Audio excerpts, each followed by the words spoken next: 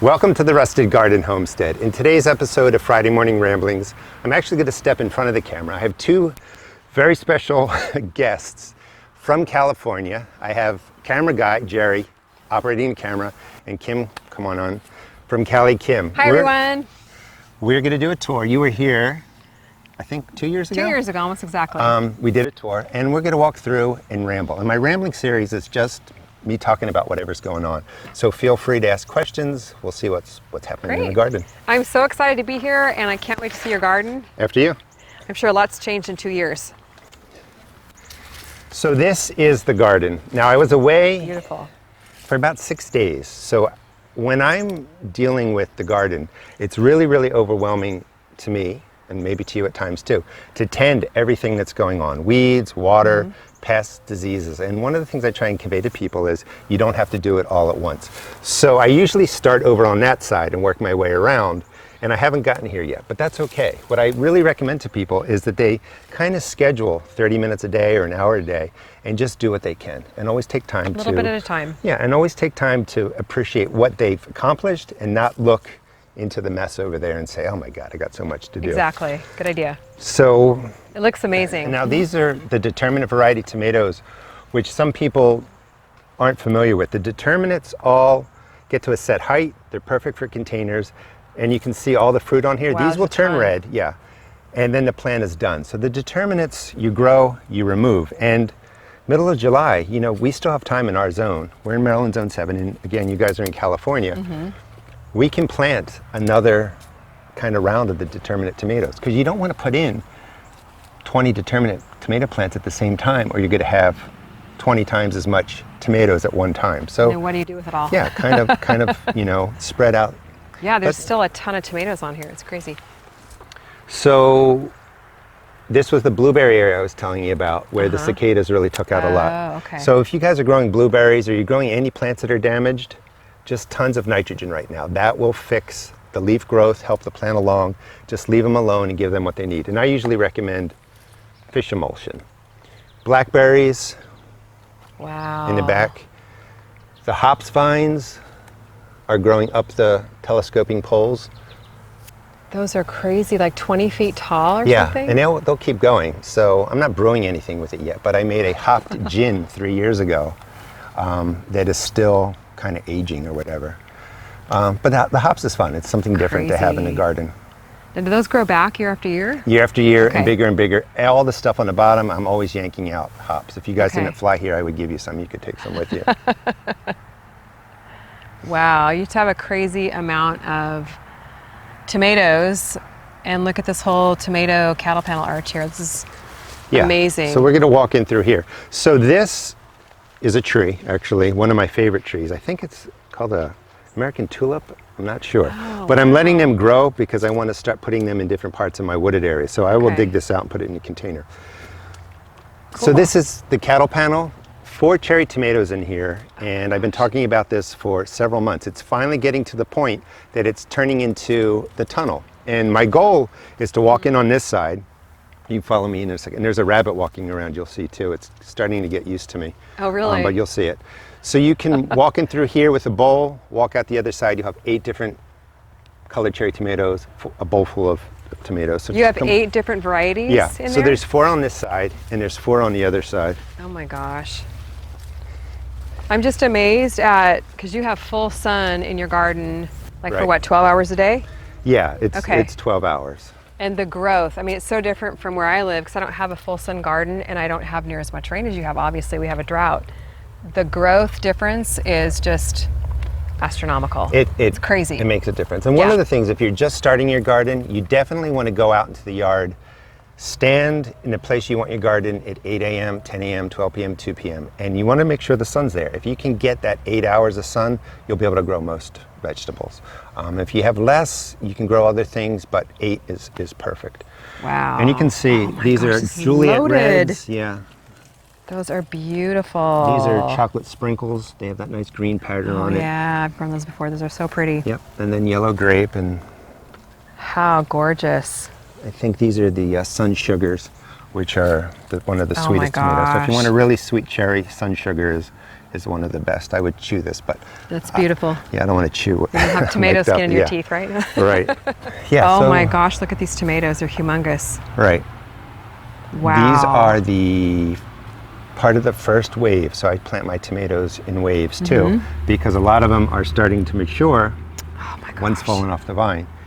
And I think I might have 30 plants. I don't know how many I have. Wow. But if I plant them all at once, again, I can only jar so much. I can only can so much. Now you have water struggles. A lot of people ask me, why don't I use drip irrigation? And the reason is I don't really have to do it except for maybe July or when I go on vacation. Okay. How hard is the drip irrigation to set up? Once you get the hang of it, it's not too bad, but at first it's a bit of a learning curve. But I mean, for us, you know, I would have a dead garden without it. It's a must. But you have so much rain, so you get the really Right. deep watering. Yeah, I get So the we deep don't watering. get that with drip. I mean, it goes down deep, but not like rain. Right, and the key thing too is the drip watering is nice because it's watering that top 4 to 6 inches. And if you want a garden that really, I guess is lush or thrives, you want to water it more often than what you might read online, like 1 inch or 2 inches a week. You want the soil to stay moist, you want to mulch. When we get to the end, if I remember, I'm going to show you why mulching is important. But really keep that 4 inches of your tomato plants moist and your plants will really take off. Yeah. So let's step this way. I just can't believe, Gary, how loaded down your tomato plants are. And I really think, I know I said it before, but the sunlight makes a huge difference because over the years, our trees have grown and shaded. Yeah. We've tried to trim them back, but still you have unobstructed area to garden in. Yeah, the sun is coming in this way right now, and it tracks from behind my head all the way around this way. So it's really a good amount Full of sun. sun, right. So stuff is kind of getting overgrown, but that's okay. So we got asparagus back here. These are all my sunken container peppers. Oh my gosh, they're loaded. And the poblanos. Let's see if we can get over to this plant over here. Those are the poblanos. We'll probably grill some of this tonight for dinner. Oh my gosh. Those are huge. But the bottoms are cut out of these containers, so you kind of get the best of both worlds. You can put the good resources into the container, but the root system goes into the ground, and it's just a nice way to contain everything. And there might be, if we go all the way down, maybe 20 plants or something like that. I always lose track of And stuff. this is a great inexpensive way to do it because these are like the nursery pots that you might buy trees or whatever at the nursery. A lot of times they just give them away for free. Exactly. You can get it for free, or friends know, family know that if they get these kind of things, to save them for me. Very cool. All right, let's It's a nice inexpensive way. I'll follow you. Yeah, let's go the path of least resistance, which will be this way. And we'll keep walking towards the other gate. So as we're moving out, we're getting to my second and third wave of tomatoes. This is the second wave, and they're just starting to take off. Wow. With coloring and being ready, to ripen. I know you might get this question. People ask a lot. How can I speed up the ripening of my tomatoes? And the answer is, how quiz you? Well, I don't think you really can. You just kind of sit it out and wait it out, and you learn patience from being out in the garden. That's the right answer. Yeah, you can't speed up nature. So just keep them fed and keep them watered, and they will eventually, ripen and stuff like that. This is a 8-foot, maybe they were 7-foot T-posts from Tractor Supply. I always recommend them because these are really, really heavy, kind of like cast iron or something. And I just made a weave, so this is wire. So these tomatoes are being weaved through here, a little bit of tying to some stakes in there, but I'm trying to make a wall of tomatoes. And the way that I can manage diseases here is using a hydrogen peroxide spray, which is on my channel. You can look that up. But it really takes care of the leaf spot and the early blight and stuff we get like that. Do you get those diseases, or do you get insect pests? We get some early blight, but not a ton. And I know that the pests are different too in different coasts, of course, in different zones. Now it's interesting you said a second wave, like about when did you plant these? Well, I'd be making up dates because I can't remember. But So- the difference though, because I know we just did a video on what to plant now in July to get that fresh new wave of veggies. So the difference in these and the ones you just showed me, like I noticed more disease on the ones that you've had in since the beginning. And these are much healthier. Well, those, definitely May. And, And these are definitely June. Yep. And maybe you were alluding, before I really cut you off, that if you put another wave in now, sometimes they get through that disease, or when they're young, they're stronger, and they get right through it. So if you get frustrated, try not to yank your plants out, but you might have to, but replant, because if you replant, you're going to Definitely. get plenty to harvest. And then you'll have more later in the summer and even into the fall too. Right. Look at these squash. They're huge. Well, look at the sunflower. Oh my gosh. That's probably what, 12, 14 feet tall? Easily. All the sunflowers in here have been planted by birds in nature, and I just let them fall and grow where they wish. It's beautiful. And the interesting thing about sunflowers is people think you have to start them as seeds, put them in cups, transplant them out. These all start sprouting actually probably late March, April, when we still might get a frost. They handle the frost. Wow. But they are really, really stocky and strong, and I think that's because they overwintered and they just are slowly growing at speed. And they're acclimated to your garden Yeah. over the past few years. And look at the size of this stalk. Yeah, I mean, That's it's a couple huge. inches in diameter. Yeah.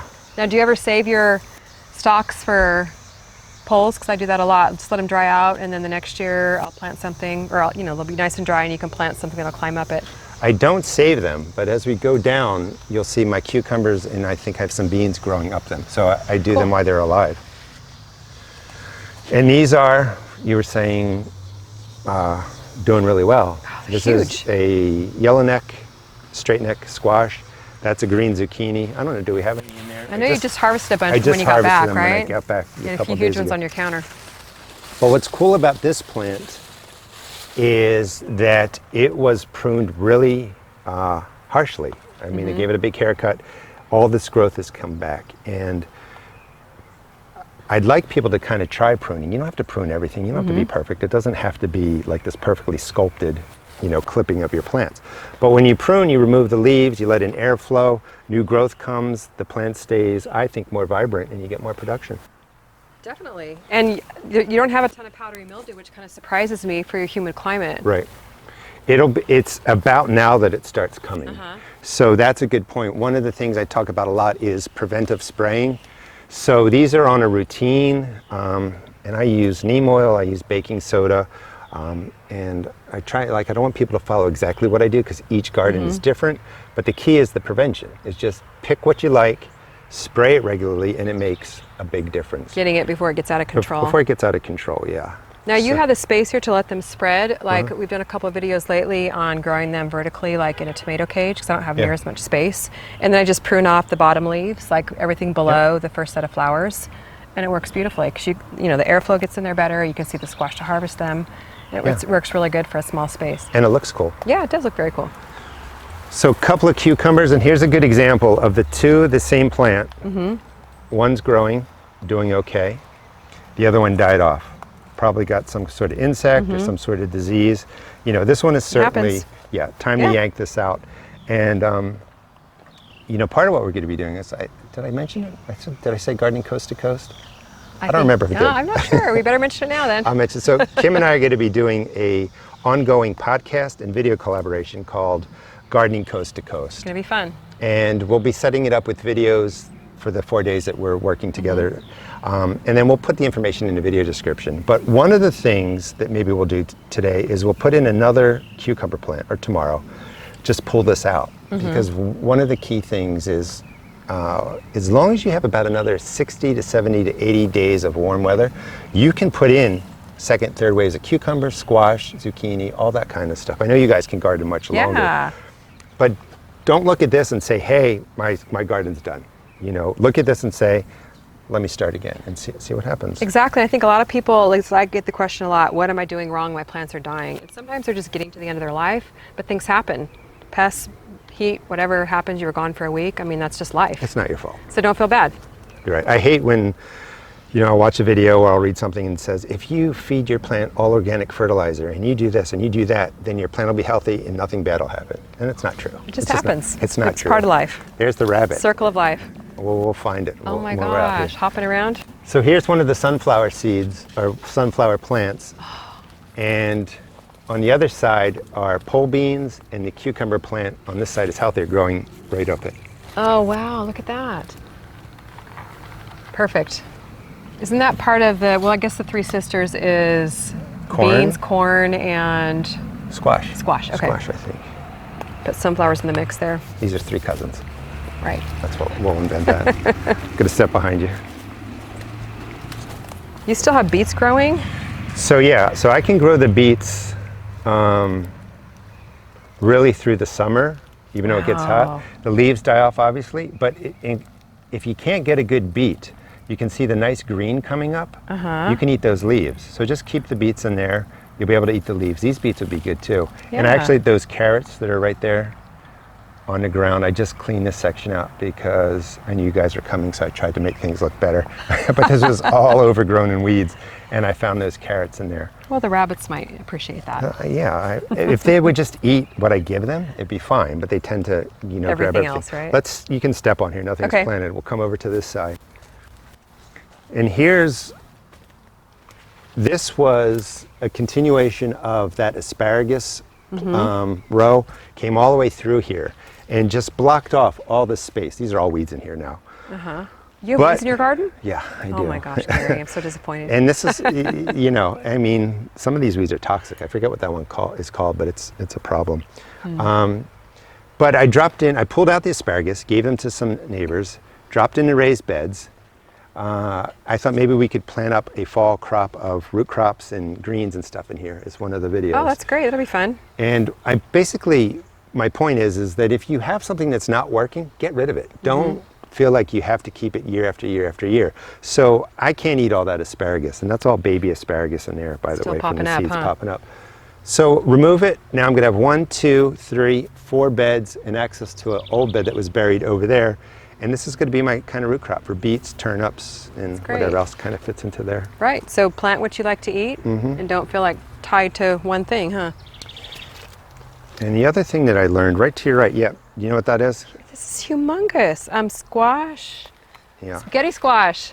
Yeah. So no, that's butternut. It looks like. Or butternut. So no, sorry, butternut. On the left, I knew that. And that's acorn on the right. And that's growing up a trellis that I mentioned a lot. That's just made out of T-posts and fencing from Home Depot.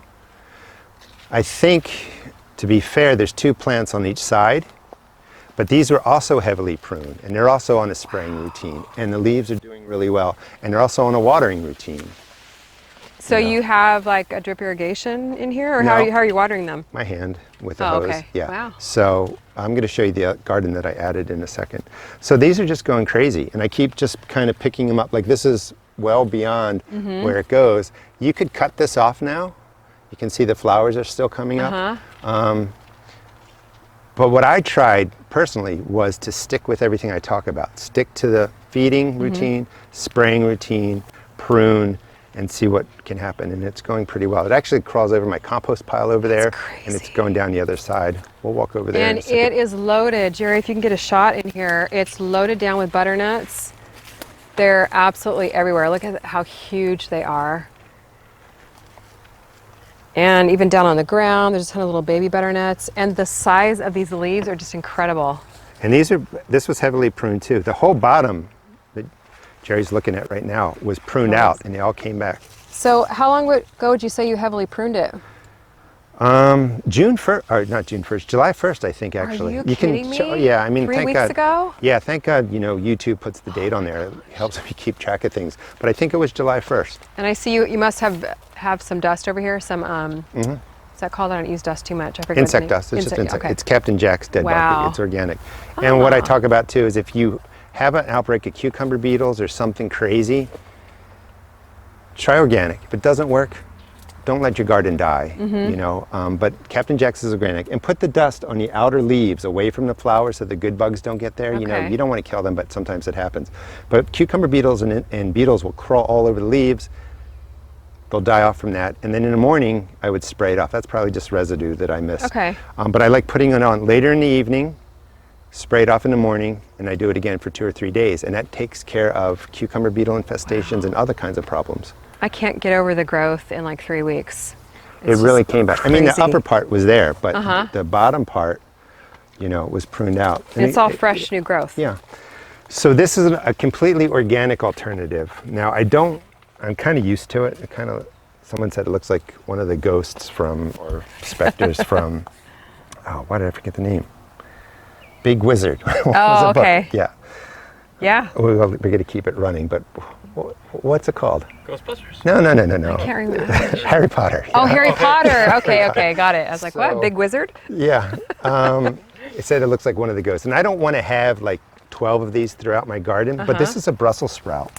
And there's no sprays on here, no dust on here. A moth did get in and cause some damage, but if you look inside, it's just going crazy. Wow. And that green cabbage looper, I'm sorry, the white moth that lays the eggs of the cabbage looper and cabbage worms can't get to this. So there's very few holes in the leaves. I've been picking out Brussels sprouts from there to eat. We could probably pick some of these for dinner too. But this is just going crazy. But these ag fabric covers, these ag fabric covers zipper. That's cool. work really, really well if you get the butterflies and the moths that lay eggs and worms all over your So you plant. really have to get those on as soon as you plant, so that way the eggs don't come in. They don't come in. Or the moths don't come in. Right, With the and eggs. that's part of kind of knowing what comes to your garden, which I do recommend having a journal and just tracking everything that happens. Because I can say put these on in April, and that works for me, but they may not work for you. Yeah, that's true. Two kinds of beans in here. Oh, these are the yard long. Echinacea. These are ready to eat. They're delicious. Oh my gosh, look at these, Jerry. They seriously are the yard long. Isn't a yard like supposed to be from your fingertip to your shoulder or something like that? And they're right, arm long. So that's crazy. and you'll notice that the yard longs or the Asian noodle bean, they go by different names, don't have any holes in them from Japanese beetles. And if you pan over to there, to the pole beans, there's thousands of holes. Oh, wow. So the Asian yard long or the noodle, look at this one, the noodle beans. Oh my gosh. Are really disease resistant and they're delicious. You just cut them into, green bean size and you cook them just like green beans. Those are beautiful. Yep. And this is okra, red okra. Okra's right down huge. here. Japanese beetles get into this too, huh? Yeah. They're kind of fading out. You got plenty. Right. I mean, you're going to get damage. What can you do? Yeah. You've got the ladder mesh and a cattle panel behind here for a That trellis? is actually a rack for your closet from Home Depot. Okay, yeah. And then that's ladder mesh for masonry brickwork. A lot of people, because I got the Depot. ladder mesh idea from you several years ago. Did you find it? People love it. Yeah, at Home Depot. In the masonry department.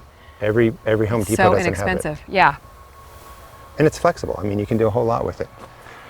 So we're coming over to my fabric pot garden, and I have more than I can eat. I give a lot away, but I do a lot of this for educational purposes. So you can see right in here, these are indeterminate varieties in 100-gallon Oh my gosh, those are 100 gallons. They're huge. grow bags, or fabric pots. And I do sell all these at my seed shop. But they're ripening too. And I think these are actually, this might have been a second wave and are ripening really quickly. And I think maybe because the soil warms up more, these kind of grew more quickly and ripened a little bit quicker. The Marglobe? Marglobe, Yeah. yep. I think have in those Arkansas, too on my seed shop. Traveler, oh wait, what's the one in the back? Early Girl and Super Fantastic. Wow. I can't get over the height of these peppers. I mean, Yeah, and these are 20 this is 20 just gallon bags. crazy. The growth that you have, it just amazes me. And I wanted to show you, if you can get in here, this is a Determinate variety beefsteak tomato plant. So this plant only gets maybe 3 feet tall, and it's just loaded. So after they produce, sometimes people worry, spots are coming on my leaves, the leaves are dying off. That's normal for the Determinate variety, but they're loaded and they're all over the place. So once the Determinate, like people kind of panic, my plant's dying, but I always tell people it's perfectly normal. right, It's just in the genetics of the plant. it's just what so, it does. Yeah. Right? You can actually save it, and it'll regrow, but it's really worth just pull it and replant. Yeah. Celery over there. Yeah. Oh my gosh. That's your standard red beefsteak. So you don't need any. These I love hybrids because I are know, huge. I know the work people put into creating hybrids, and they're not GMOs. Hybrids and people that create them, they're amazing people. But a lot of them come from stock, like the beefsteak plant. Like that would be one of the parents. So you stick with the huge. classic. It's probably what, 2 pounds? This one's probably getting to 16 ounces. Oh my gosh. So Those are humongous. And that's just your kind of normal run-of-the-mill beefsteak it's variety, right? plain old beefsteak, yep. That's So, crazy. This is what I wanted to show you. I'm glad I saw it.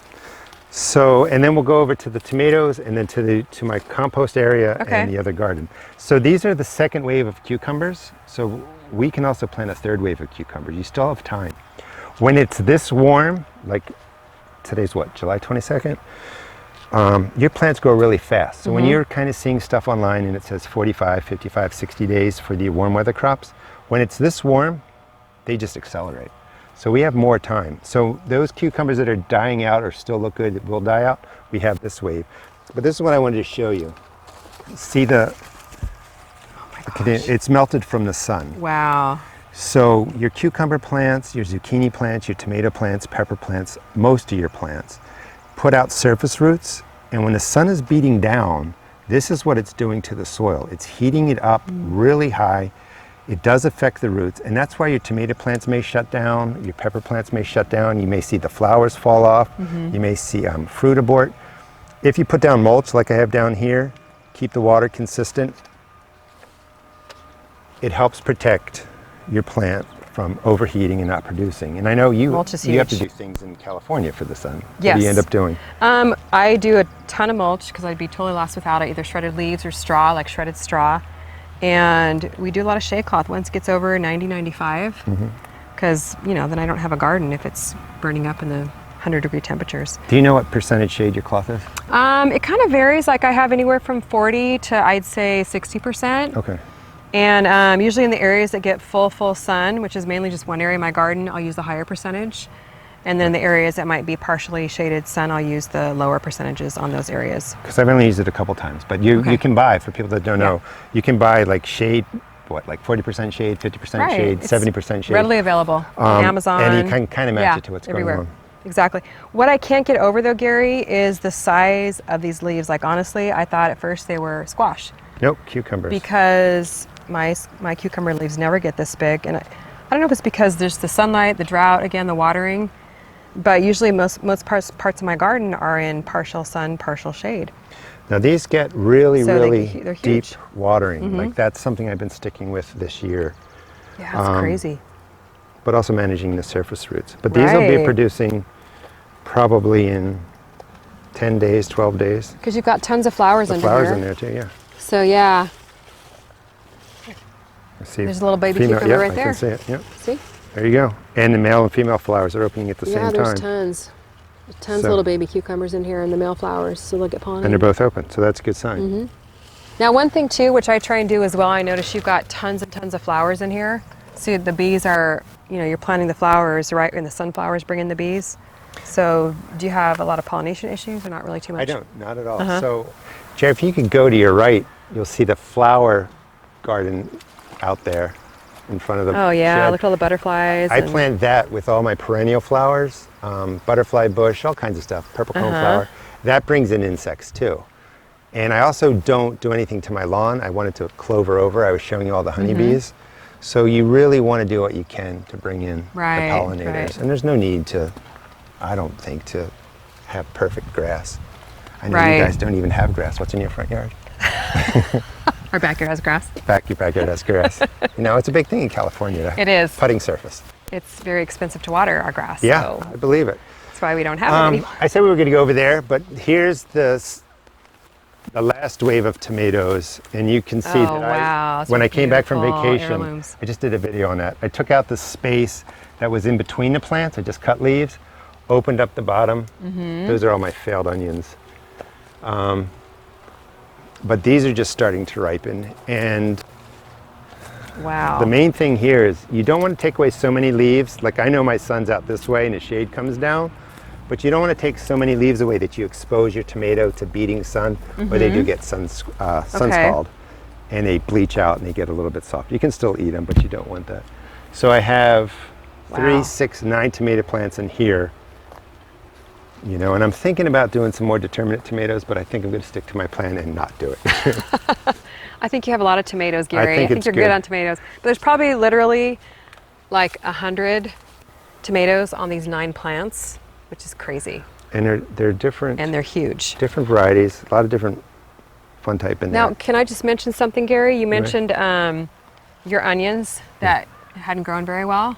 And I think that's a good point to mention is that even us, we're experienced gardeners, we're trying new things, we're trying, you know, different experiments or whatever. It's okay if things don't work.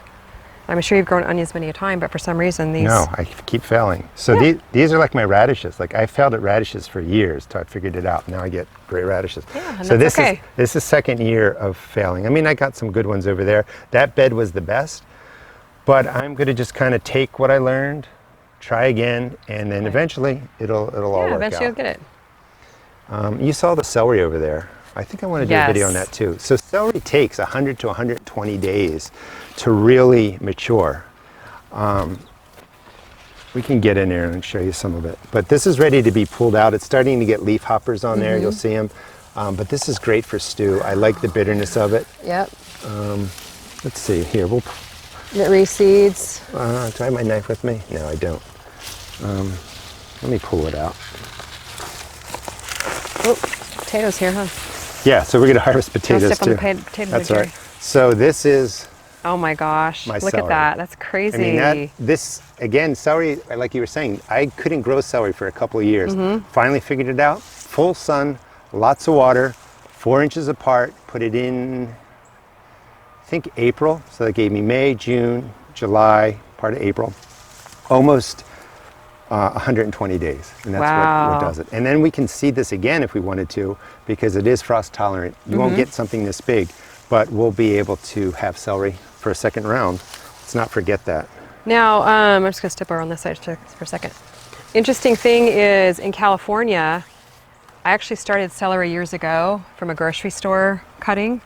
Planted outside, and I've never had to plant celery again. And for us in California, we're talking about gardening coast to coast, like how things are different on the East Coast versus the West Coast.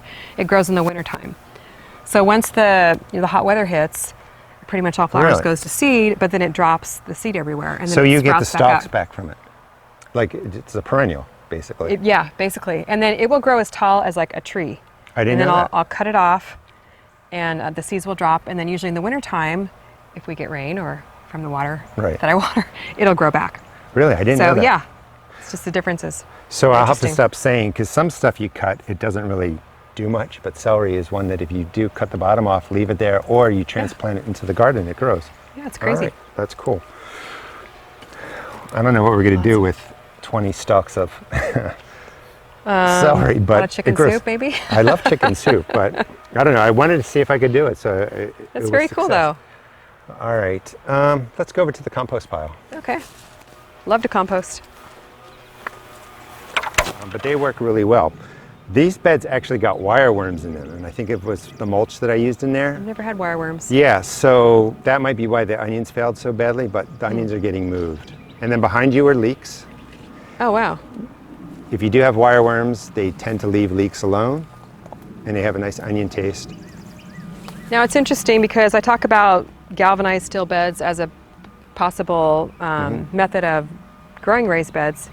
There's so many different materials you can make raised beds out of. Like you have wood, here's galvanized, you can have fabric raised beds. So there's so many different options depending on your budget, depending on what style you like.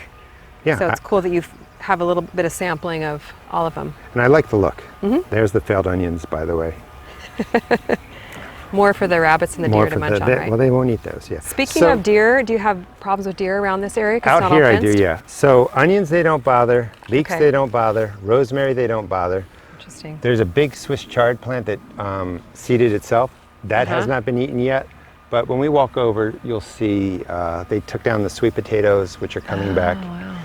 They took these down. I actually put up this fencing on the tomato plants over here. We have a mama deer and 2 baby deer living in our woods over there. So they come out and hang out. So they've been chewing this down. This was for a series on single stem pruned tomatoes, but the deer keep chewing the tops off. So now they're just going to be tomatoes that survive, and we'll see what happens to them. I love seeing the differences because we live in an urban setting. We don't have an issue with deer, but we've got the bunnies and all kinds of other smaller creatures. Yeah. But it's a different method of gardening. The deer, on where you live. I mean, the deer come right over, and now we're kind of fond of them. So it's all right if they stay out here. Yeah. I just can't let them get in here. Those are pumpkins that are growing. I just added this part. That's a no-dig garden. Oh, cool. And Charles Dowding kind of brought that back to life. Yeah. And that was seriously 6 inches of compost I put down. I put a little more down. This is the second year. Those are all potato hills in there. So those potatoes are just about ready. Oh, wow, yeah. You know, They're dying back, so that's a sign that they're ready, right? They're a sign they're ready. Yeah. These are, I overplanted potatoes in here. I mean, we could probably do a video on potato harvesting, but this was my great experiment. This is a 100-gallon root pouch, 2 levels of 70-day early potatoes, and they really took off, and they're doing really well. And I have to just mention the sunflower stalk. Right. I can't get over the size of these stalks. Yeah, and it snapped. Oh It was my gosh, growing. it's crazy. It was growing towards you out that way and came so heavy, it just snapped. Split right up the middle, Yep. huh? So I actually sprayed in there with neem oil and then just bent it back up on there, and it's still surviving. So That's crazy. let it go. Yeah, why not? And that's one of the things, I mean, that's really drastic. So even if you start a garden, you fail miserably, you're still going to get produce, or you're still going to harvest, because plants want to give back to you. They want to survive, and just, I mean, look at that. So Case in point right there. Whoa, what a compost pile. Oh my gosh. This is humongous. That's one compost pile. Oh my gosh. So this is the one I started the year that you guys came last time. I haven't even gotten to it. I'm just letting it crazy. do its thing in here. So you just throw all of your garden, whatever you pull out. Sometimes grass, sometimes weeds, sometimes That's leaves. huge. These are my more active piles where I'll mix in green grass and the carbon and kind of heat it up. And I move that. So here's the vine. If you, Butternut. yeah, if you take a look straight through here, you can see all the butternuts lined up. This vine that you're looking at was where your hand was yesterday. What? And I swear it grew this much in maybe a day or two. That's like 2 feet. It's just crazy. Yeah, Plus maybe your I'm little squash. exaggerating, but yeah, there's another one. But like 2 days of growth, My 3 at the gosh. most. It's just going crazy. That's I should just probably nuts. send it up this Wow. way. You know, So you said these are your active piles that you're actively throwing things in. You move things around, like you have an active pile and one that's just kind of sitting, waiting to break down? yeah, so that one to your left there is more kind of cold composting and will take years. These are more active. I haven't done anything, so they're temporary inactive. But I okay. have leaves You've been down busy. there, and I just, you know, kind of mix up the carbons, the brown leaves, the green grasses, and sometimes I'll heat it up. This is like compost from last year. Here's, Oh wow, that looks really nice. so you know what this is. Yep, the butternut squash again. Yeah. Wow, it's going And- crazy. I don't see. So this butternut squash, wherever it's contacting the compost, it will root out. So that's another strategy for bugs and diseases, is bury some of the vine and it will send out new roots. So if something gets damaged on that side, it's still pulling in nutrition from this side, so the plants survive. Wow. So this is compost from last year. Where this tomatoes growing wild is compost from 2 years ago. So I've Tomatoes used, just growing in the compost then. yeah, they grow. So this has to all get weeded out. And then more compost, more compost. There's the, The thermometer. yeah. So this was not here before. So I found this oh my fencing gosh. Wow, that's brand in new. my woods. This was the original fencing, well, not the original, but fencing from the 80s. So this is my little kind of cottage garden. Cute. This is what I recommend for maybe a family of 4 if you're just getting started. So it's probably, what size would you think? This is 10 about, by, so usually the panels are 8. These are a little bit smaller. So this is 14 to 16 by 14 to 16. okay. And it's a 4x4 raised bed in here, 12-inch sides, 4x6 raised bed, and a 4x4. And that's what I've been doing a video series on, just the left side. And I can show you Very cool. what's in here. So could a family of 4 grow most of what the produce that they would want to eat for a growing season? I think so. From I mean, this it's a good basic start. size? So we Yeah. have okra here, cucumbers in the back, 2 tomato plants that are doing well. Oh my gosh. I mean, look at all these. Oh, There's so many tomatoes, I can't get over it. I didn't know this one was in here. Tomato heaven. So let me actually get in here. Will you hold these? Sure. I've been Little carrying that baby the one. whole time, yeah. There's zucchini in here that have to be picked. Oh my gosh. I just saw them. So this is one zucchini plant that was also pruned. So they are getting bigger. So Whoa. definitely zucchini cupcakes with chocolate chips or something like Oh, that. that sounds good. So I'll carry. These are heavy too. Or play baseball with them, whatever. Or baseball. And this is one zucchini plant. One plant? Yeah, so that's the other thing is don't think, family of 4 or just 2 of you, we need 2 or 3 plants. You're going to get so much Yeah, out they of your produce like garden. crazy. And the strategy is it's a lot easier to take care of fewer plants and have them be really kind of vibrant and really produce than try and take care of so many you get burned out. And Right. You can't do a good job. And to plant really what you like to eat. Yep. I mean, you don't have to go crazy and plant tons of unusual varieties. Just, you got the basics in here, the tomatoes, squash, cucumbers. Right. Maybe you're closer. If you want to just show off the 3 eggplant in there, there's loaded with eggplant. Oh my And maybe we'll wrap gosh. up there. Let me get back in here so I can hold the leaves back. Black beauties. Gorgeous. Oh my gosh, I can't believe how many there are. There's like, they're And huge. that's one plant. And right. the long thin purple right here. Yeah, the Ichiban. Yeah. Japanese eggplant and the basil. I mean, you got eggplant parmesan right here. There's probably 10 eggplants. You got purple peppers. And then on the other side of that, Crazy. we have peppers, and then green beans are growing up. The tunnel, I love The that tunnel. It's so so on the other pretty. side are muscadines, which are like grapes. But Oh, it's I've never another. grown those. Okay, cool. I think we'll wrap up. Your book is coming out when? My book comes out March of 2022, and it's the First Time Gardeners Raised Bed Gardening, all the Right. know-how you need to build a raised garden. So it's Just going to like be these. fun. Yeah. Exactly. Tons of information on how to build one from start to finish. It makes it really simple for people who are just getting started. And I recommend raised bed gardening. It's a lot of fun. So I will see you live on Sunday at 11 o'clock and Eastern Time. Eastern Time, yes. And you said we have to send out a link, so I'll be sending out a link.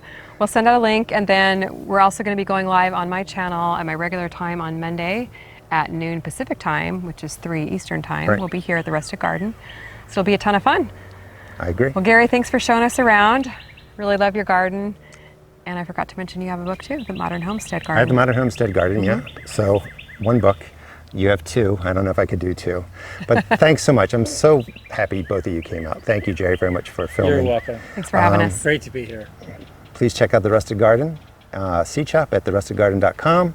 Check out Kim's book, and I'll see you on Sunday. See you later. Bye-bye.